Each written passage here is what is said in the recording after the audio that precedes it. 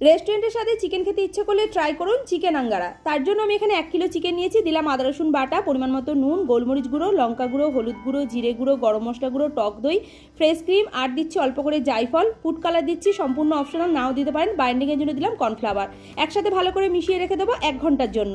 1 ঘন্টা পর গ্যাসে একটা ফ্রাই প্যান গরম করে এর মধ্যে দিয়ে দিলাম ম্যারিনেট করা চিকেন। উল্টে পাল্টে যখন ভালো করে ভাজা হয়ে যাবে, এবার এগুলোকে তুলে নিতে হবে।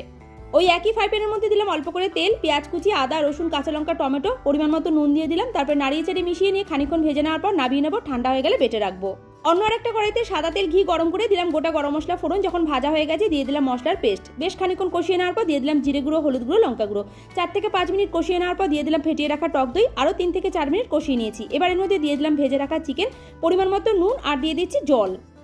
10 মিনিট চিকেনটা ফুটে যাওয়ার পর নামানোর আগে গরম মশলা গুঁড়ো, কাসুরি মেথি, ফ্রেশ ক্রিম, আর দিচ্ছি তেল আর লঙ্কার একটা তড়কা। নামানোর আগে স্মোকি ফ্লেভার দিলে চিকেন আঙ্গারা রেডি।